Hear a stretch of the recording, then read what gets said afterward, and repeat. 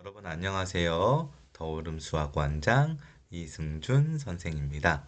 자, 오늘은요, 수학은 자신감이다. 두려움이 있으면 절대 잘할 수 없다. 라는 주제를 가지고 한번 이야기를 해보려고 합니다. 제가 부끄러워서 제가 찍은 이 영상을 잘 안 보는데요. 제가 이제 집에서 할 일이 없어서 심심해서 한번 영상을 본 적이 있어요. 그랬더니 이제 막 얼굴은 살이 쪄가지고 막 못 보겠고, 네. 그리고 이제 또 이 시선이요. 제가 시선이 저 연예인이 아니다 보니까 막 이상한데 막 이렇게 보고 막 딴 데 보고 있고 막 어? 앞에 눈을 못 마주치고 제 안경을 껴서 눈이 조금 이제 도수가 차이가 나서 눈이 조금 짝짝이거든요. 근데 이 안경을 끼니까 그 짝짝이 눈이 더 티가 나더라고요. 그래서 보시는 분들이 쉽지 않겠다. 그런 생각이 있습니다. 죄송합니다. 그런데도 이제 봐주시는 분들 너무 감사합니다. 네, 물론 제 얼굴 보려고 이제 보는 거는 아니니까 이제 한번 잘 들어보세요. 자, 수학은 자신감이다. 두려움이 있으면 절대 잘할 수 없다. 뭐 우리가 다 알고 있는 이야기죠. 그쵸? 시험이 이제 수학 시험이 끝난 친구가 시험지를 보내면서 저에게 이제 그 학교 시험에서 이제 어려운 문제들을 이제 보내줬어요. 그래서 선생님, 이거 어떻게 푸는 거예요? 아니면 저는 답이 이거 나왔는데 답이 틀린 거 아니에요? 제가 풀었던 게 이제 맞는 거 아닌가요? 막 그런 식으로 이제 물어봅니다. 이제 저희 학원에 다니는 친구들은 자기 답이 맞다고 우기는 친구들이 많아요. 자신감이 좀 있는 친구들이 많습니다. 그리고 이제 그런 킬러 문제들을 이제 친구들이 보내면 사실 전공을 했고 강사이긴 하지만 고등수학 뭐 얼마나 어렵겠냐 그렇게 이야기하실 수도 있지만 저도 풀 때 이제 어려운 문제들이 있어요. 제가 아이들한테 항상 이야기를 해요. 나나 너니나 실력이 큰 차이가 없다. 실력이 똑같다. 다만 나랑 너희가 차이가 있는 게 하나가 있다면 뭐가 차이가 있냐? 나는 니네가 어떤 문제를 질문했을 때, 나 이 문제 풀 수 있어.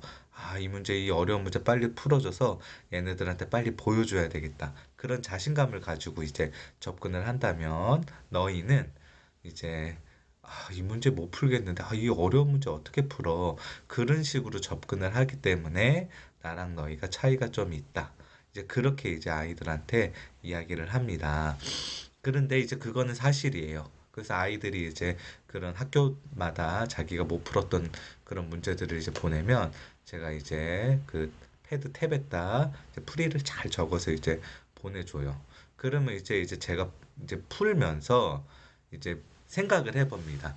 이 문제를 내가 만약에 시험에 나왔을 때 어느 정도 시간을 쓰고 풀까? 그럼 거의 대부분 한 5분, 이제 뭐 많이 쓰면 한 7분, 그 정도 시간을 쓰면서 제가 이제 풀더라고요. 아이들이 보냈던 그 어려운 킬러 문제라는 문제들이 아이들이 다 풀었었던 그런 문제들이에요.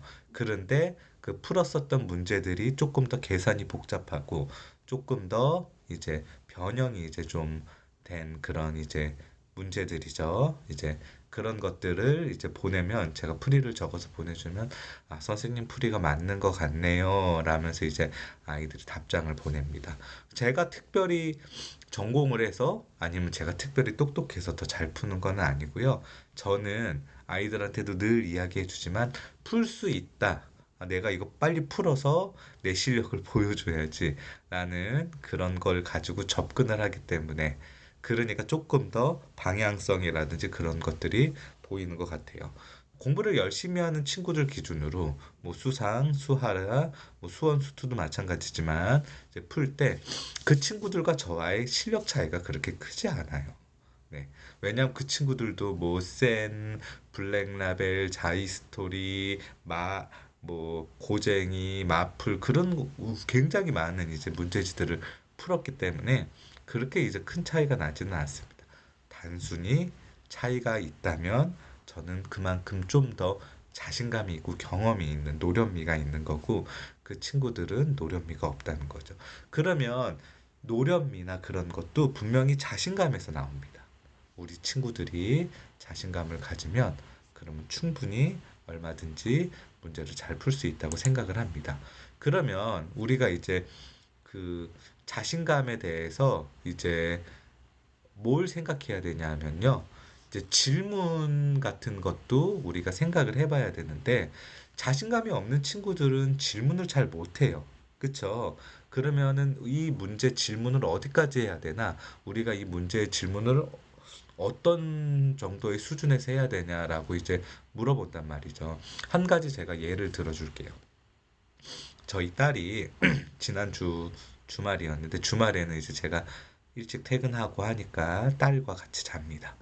그런데 이제 아내랑 저랑 딸이랑 다 같이 누워 있는데 저희 딸이 기분이 오늘 너무 나빴대요. 어떤 친구가 자기가 뭐 뭘 한다, 뭐 수학을 뭘 한다 막 그러면서 자랑을 했다는 거예요. 그래서 저희 딸 이름이 체린인데 체린아, 그럼 너는 아빠가 수학 전공자고 수학 선생님인데 너 막 그런 얘기 하지 그랬니? 그랬더니 막 그러면 막 뭐 어쩌고 저쩌고 막 이제 그러더라고요. 그래서 뭐 걔가 뭐 안다고 얘기한 거를 막 저한테 막 이것저것 이야기를 했는데 제가 들어보니까 음, 뭘 어디서 듣기는 들었는데 뭐 질량 보존의 법칙과 관련된 뭐 물방울이 하나랑 합쳐져서 뭐 어쩌고 저쩌고 이제 그런 이야기를 하길래 체리나 아빠가 그 얘기를 잘 들어보니까 그거는 질량 보존의 법칙을 아마 설명한 것 같다. 그렇게 제가 얘기를 해줬어요. 그랬더니 아빠 질량 뭐?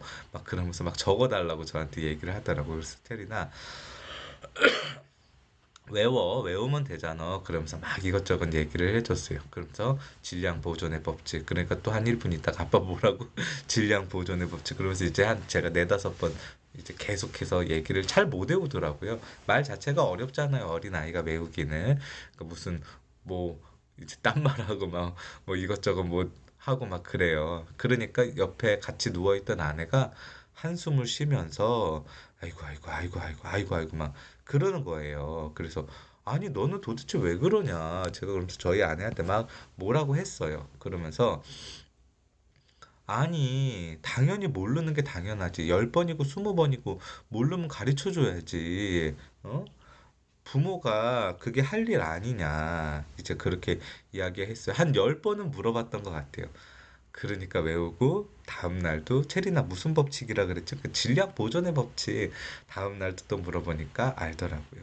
그렇듯이 이렇게 질문에 대해서 우리가 꺼리낌이 없어야 돼요. 꺼리낌이. 근데 사실 자신감이 없으면 질문을 하기가 어렵죠. 학원도 마찬가지예요. 이 저희 학원에 다니는 친구들은 질문을 굉장히 많이 해요. 그런데 어떨 때 보면 막 속이 터질 때가 있어요. 뭐 왜 속이 터지냐 하면은 정말 이제 기본 개념, 그냥 책만 읽어봐도 그 앞에 내용만 봐도 알 수 있는 그런 기본 개념. 그냥 정말 설명하기 조금 어려운 패턴적으로 풀어야 되는 그런 기본 개념도 물어보는 친구들도 많지만 이제 그런 것들은 다 설명을 해주면 되는데 정말 뭐 막 엉뚱 소리를 하는 친구들이 많아요.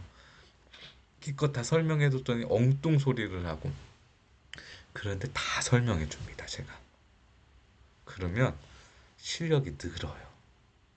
실력이. 근데 이제 학원에서 이제 저도 옛날에 이제 대형 학원 수업을 많이 했지만 학원에서 이렇게 하기가 어려워요, 사실. 제가 그 이유를 말씀을 드릴게요. 왜 그러냐? 학원에서 소위 잘 가르친다, 실력이 있다, 그런 선생님들은 많은 인원의 학생들을 수업을 합니다. 그리고 좋은 이제 레벨이 어느 정도 걸러진 그런 친구들 수업을 하게 되겠죠. 그쵸?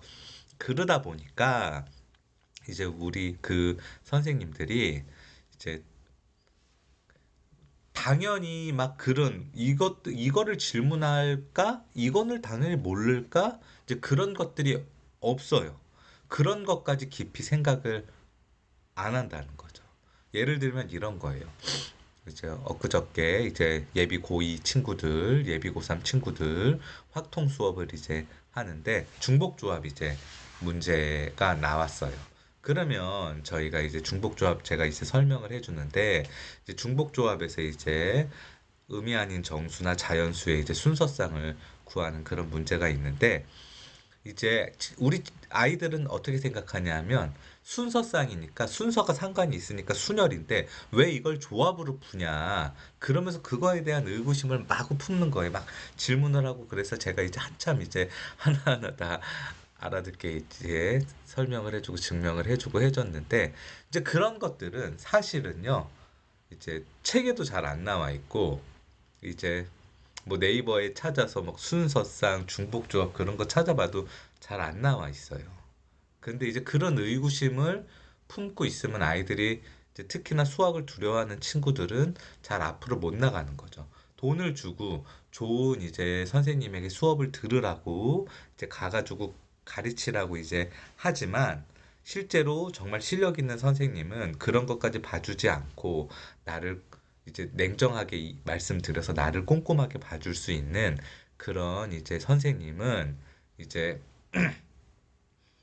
그런 과정까지 설명하기에는 조금 실력이 부족한 분들이 아무래도 많이 있어요. 그러다 보니까 뭐 전공하고는 전혀 상관없어요.